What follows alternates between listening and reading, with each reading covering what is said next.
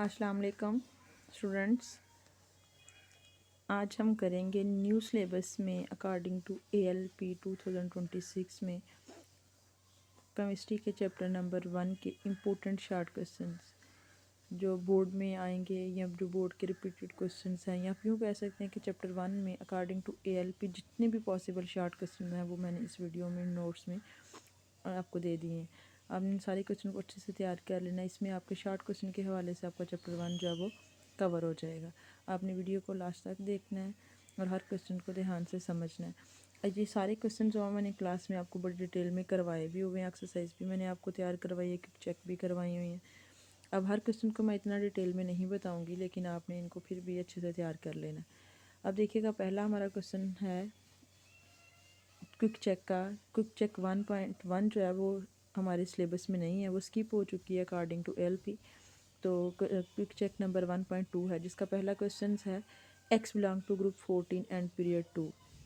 अब ग्रुप 14 से आ रही है, तो ग्रुप 4 में मैंने आपको बताया कि जो ग्रुप नंबर होता है उसके वैलेंस शेल में उतने ही इलेक्ट्रॉन होते हैं। इसमें से आप B ग्रुप निकाल दें, बाकी A ग्रुप का 4th ग्रुप हो गया, तो वैलेंस शेल में कितने इलेक्ट्रॉन है 4, और पीरियड नंबर क्या है 2 है, तो शेल कितने हैं 2। मतलब कि ये वो एलिमेंट है, X वो एलिमेंट है जिसके शेल क्या हैं 2 हैं, और उनके आखिरी शेल में कितने इलेक्ट्रॉन हैं 1 2 3 एंड 4। पहले में तो 2 हैं, ठीक है।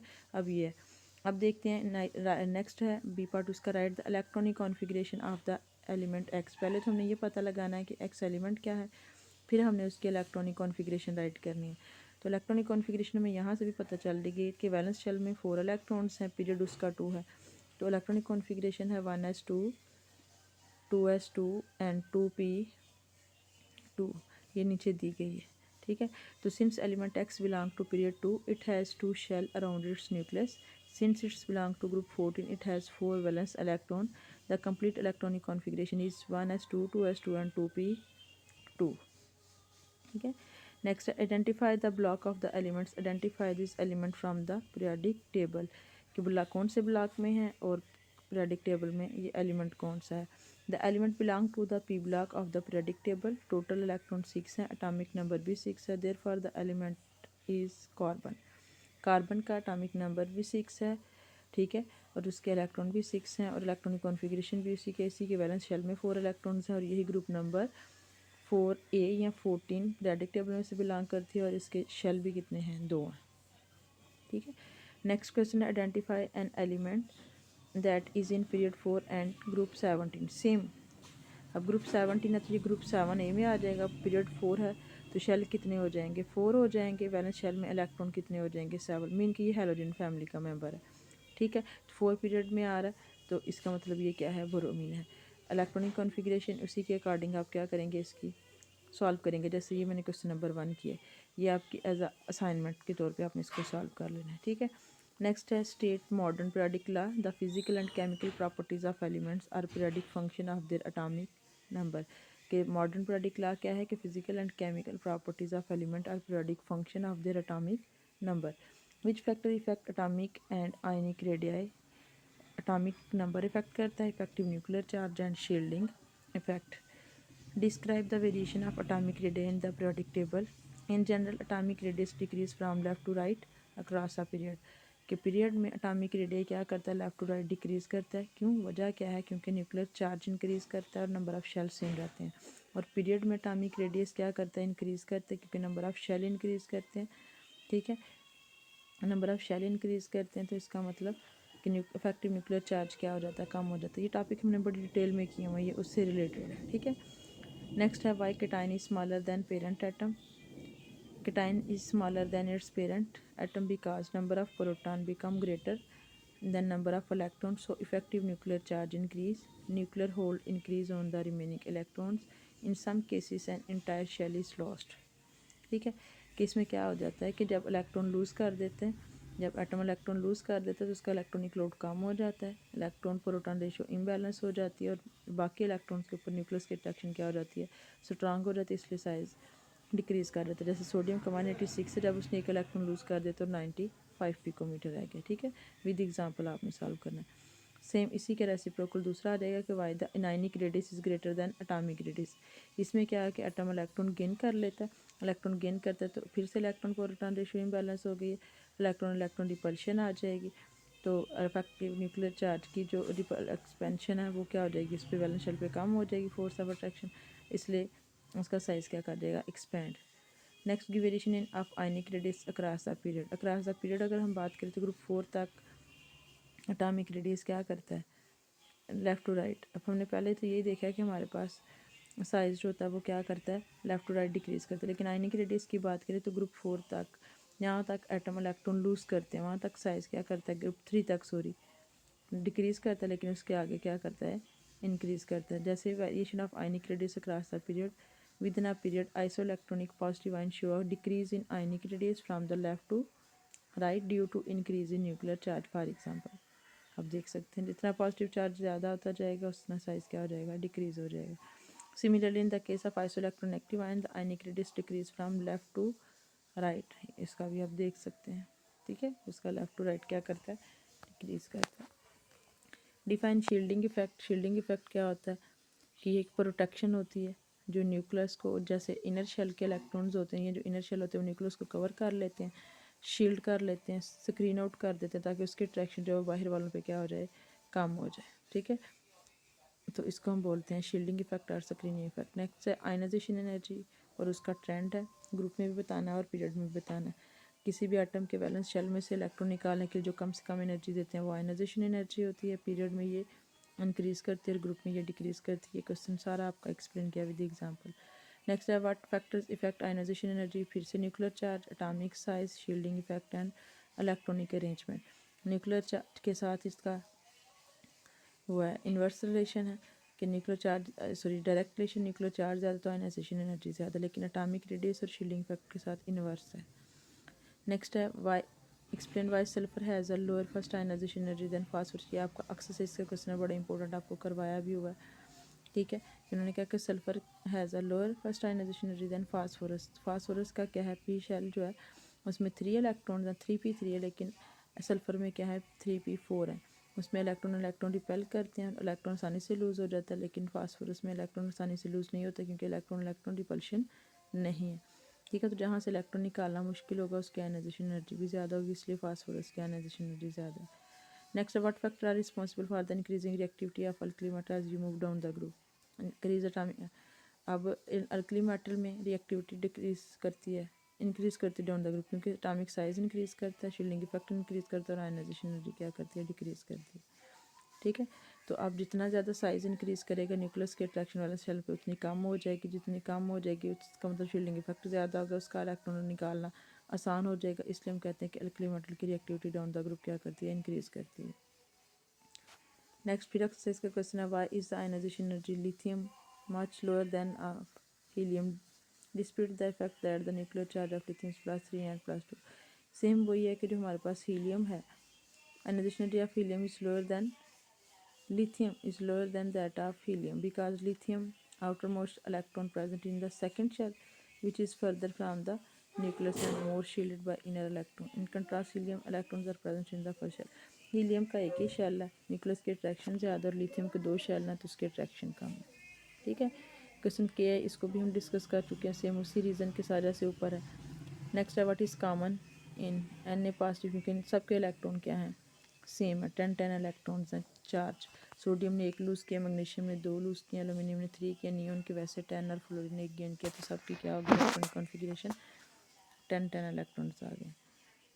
सेकेंड आयनाइजेशन एनर्जी ज़्यादा होती है फर्स्ट आयनाइजेशन एनर्जी से। वजह क्या है कि जब हम पहला इलेक्ट्रॉन निकालते हैं तो न्यूट्रल एटम से निकालते हैं, लेकिन जब सेकेंड इलेक्ट्रॉन निकाला जाता है तो वो यूनी पॉजिटिव आयन से निकाला जाता है। न्यूक्लियस की अट्रैक्शन उससे बहुत ज़्यादा होती है, इसलिए सेकेंड आयनाइजेशन एनर्जी पहली से ज़्यादा आती है।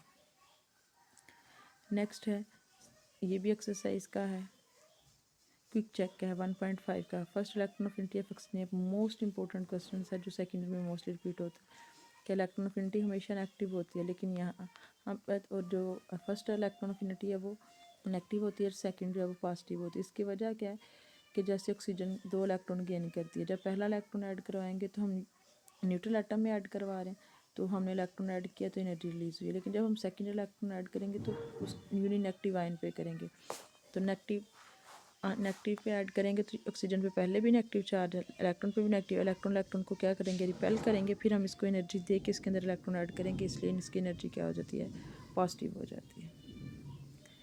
नेक्स्ट पिक्चर का बी पार्ट है, which of nitrogen and phosphorus has the higher electron affinity, दोनों में से किसकी ज़्यादा, phosphorus has higher electron affinity than nitrogen, nitrogen atom is smaller in size compare to phosphorus, क्योंकि नाइट्रोजन के अंदर डी ऑर्बिटल की अवेलेबिलिटी नहीं है और फास्फोरस में क्या है, डी ऑर्बिटल की अवेलेबिलिटी है, इसलिए फास्फोरस में इलेक्ट्रॉन ऐड हो सकते हैं लेकिन नाइट्रोजन में इलेक्ट्रॉन ऐड नहीं होते। ठीक है, नेक्स्ट क्वेश्चन नंबर 19 है, उसमें fluorine has lower electron affinity than chlorine, fluorine का साइज़ छोटा है और क्लोरीन का साइज़ क्या है, बड़ा है। ठीक है, अगेन फ्लोरीन में डी ऑर्बिटल की अवेलेबिलिटी नहीं है लेकिन क्लोरीन में है। कि fluorine atom is smaller in size compared to chlorine. When an extra electron is added to fluorine, it enters a very small region of space. This result is high electron density and strong electron repulsion. Because this repulsion, fluorine show less tendency to accept an electron compared to chlorine. Next है, why noble gases has positive first electron affinity, क्योंकि इनके shell क्या होते हैं, complete होते हैं, ना electron loose करते हैं ना ही गेन करते हैं, और इनके शेल कंप्लीट होते हैं, इलेक्ट्रॉन निकालना मुश्किल होता है, इसलिए या इसमें इलेक्ट्रॉन ऐड करना भी मुश्किल होता है, ऐड भी नहीं करती, इसलिए इनकी इलेक्ट्रॉन अफिनिटी क्या आती है, पॉजिटिव आती है। इलेक्ट्रॉन अफिनिटी क्या है कि जब भी किसी वैलेंस आइसोलेटेड वैलेंस शेल में इलेक्ट्रॉन ऐड करते जो एनर्जी रिलीज होती है उसको हम बोलते हैं इलेक्ट्रॉन अफिनिटी। पीरियडिक ट्रेंड क्या है कि लेफ़्ट टू राइट पीरियड में क्या करती है, इंक्रीज़ करती है, क्योंकि न्यूक्लियर चार्ज इंक्रीज़ करता है, एटॉमिक साइज डिक्रीज़ करता है, लेकिन डाउन द ग्रुप ये डिक्रीज़ करती है, वजह क्या है, साइज इंक्रीज़ करता है, शील्डिंग इफेक्ट इंक्रीज़ करता है। ठीक है, write name the factor of electron affinity, फिर से atomic size, nuclear charge, shielding, electronic configuration. Electron affinity फिर से, अब इलेक्ट्रॉन एक्टिविटी क्या है कि किसी एटम की ताकत है, पावर है कि किसी दूसरों से इलेक्ट्रॉन पेयर को अपनी तरफ अट्रैक्ट करने की। ठीक है, इसको भी सेम वही फैक्टर इफेक्ट करता है जो आयनाइजेशन एनर्जी के और इलेक्ट्रॉन अफिनिटी के। Periodic trend of metallic character in the periodic table, across the period left to right metallic character decrease करता है, लेकिन ऊपर से नीचे की तरफ ये इंक्रीज करता है, क्योंकि नंबर ऑफ जो एटॉमिक साइज है वो decrease and atom do not loss electron easily. ठीक है, और ग्रुप में क्या करता है, ये इंक्रीज करता है क्योंकि साइज इंक्रीज करता है और एटम लूज इलेक्ट्रॉन मोर रैपिडली, इसलिए रिएक्टिविटी भी ज़्यादा होती है metallic reactor. What is the nature of oxides and hydroxides of sodium and magnesium, ये भी चेक में भी और एक्सरसाइज में भी है, sodium and magnesium are metal, therefore they form basic oxides and basic hydroxide, क्योंकि ये क्या है, मेटल्स हैं। ठीक है, इसलिए इनके आगे रिएक्शन भी दिए गए। Next, what could you predict about the reactivity, calcium a group 2 element with reacted with water, calcium reacted with water to form calcium hydroxide and hydrogen gas, this reaction is relatively slow and white precipitate of calcium hydroxide is formed, oxygen के साथ भी दीजिए quicklime बनाता है। Why oxide the sodium and magnesium are more ionic, ये भी exercise का बड़े डिटेल में एक्सप्लेन किया हुआ, आपको तैयार भी करवाया गया। Next question, give reason for the different chemical reactivity of sodium and magnesium toward oxygen and chlorine, ये भी आपको एक्सरसाइज का क्वेश्चन है, बड़ी डिटेल में तैयार भी करवाया हुआ। ठीक है, नेक्स्ट है, identify the element which is in period 5 and group 15, again देख लें ये एक्सरसाइज का, लेकिन हमने क्विक चेक के जो अभी इसी वीडियो में पहले दो किए हैं सेम वैसे ही है। ठीक है, एक्सरसाइज का फिर से एम पार्ट आ गया, consider the chloride of sodium magnesium and phosphorus, sodium chloride, magnesium chloride and phosphorus chloride. ठीक है, क्लासीफाई करना है इसको, NaCl न्यूट्रल क्लोराइड है, MgCl वीकली एस्टिक है, PCl5 एस्टिक है। ठीक है, सबकी क्लासिफिकेशन और रीज़न दे दिए। For each chlorine briefly explain the reason for your classification preferring NaCl dissolving water ionized into iron। ठीक है, तीनों की अलग अलग डिटेल बता दी है। क्विक चेक 1.8 का ए पार्ट है, zinc oxide react with HCl to give zinc chloride with NaOH give Na2ZnO2, give equation, इनकी इक्वेशन दी गई है, इक्वेशन को आपने तैयार करना है, क्योंकि ये एम्फोटेरिक के नेचर के दोहरे तामलात शो करता है, एसिड के साथ करोगे तो बेस, बेस के साथ करोगे तो एज अ एसिड। अब ये जो पहले दिया गया है ये क्या है, एसिड क्या, जिंक ऑक्साइड HCl के साथ करेगी जिंक क्लोराइड और वाटर बना चाहिए, क्योंकि यहाँ पे ये एक्ट कर रही है एज आ बेस, फिर ये बेस के साथ कर रही है NaOH के साथ एज एसिड Na2ZnO2 और वाटर बना रही है। ठीक है, नेक्स्ट है क्विक चेक का। फिर AlCl3 is St halide but NaCl not. NaCl dissolved in water, it ionizes into ion which do not react with water. ये वाटर के साथ रिएक्ट नहीं करते, इसलिए ये क्या है, न्यूट्रल है। लेकिन AlCl3 के जब उसको आयनाइज करते हैं, ion undergoes hydrolyse and release proton and making the solution is acidic. Proton lose कर देता है ना जब वाटर के साथ रिएक्ट करें, तो इसलिए ये क्या हो जाते हैं, एसिडिक है। Predict whether the chloride PCl5 and NCl3 would be acidic or basic, give reason। PCl5 is acidic है, पहले भी रीज़न, प्रोटॉन रिलीज करेगा। It react with water to form HCl producing acidic solution PCl5। NaCl3 is also acidic, ये भी क्या करते हैं, solution में प्रोटॉन लूज करती है, इसलिए ये क्या है, एसिडिक इन नेचर है। Would SO2 and P2O5 react with HCl and H2SO4R with NaOH? SO2 and P2O5 are oxides of non-metal and are acidic in nature. Therefore, they react with base to form salt and water. Equation दी गई है। Calculate the oxidation number of sulfur SO2 and SO3। ये भी मैंने आपको बड़ी detail में class में करवाया है कि कैसे ऑक्सीडेशन स्टेट जो है वो कैलकुलेट की जाती है। अब ऑक्सीजन जो है वो क्या करती है, -2 ऑक्सीडेशन स्टेट शो करती है। ठीक है, और सल्फ़र की हमने कैलकुलेट करनी, तो इधर ऑक्सीजन कितनी, SO2 में ऑक्सीजन कितनी है, 2 है, तो -2 को 2 से मल्टीप्लाई करेंगे तो -4 आ गई, तो इधर इसकी ऑक्सीडेशन स्टेट क्या हो जाएगी, +4।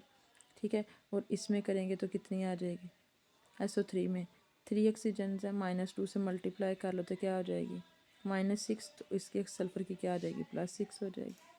ठीक है, नेक्स्ट है why some P block elements show variable oxidation state.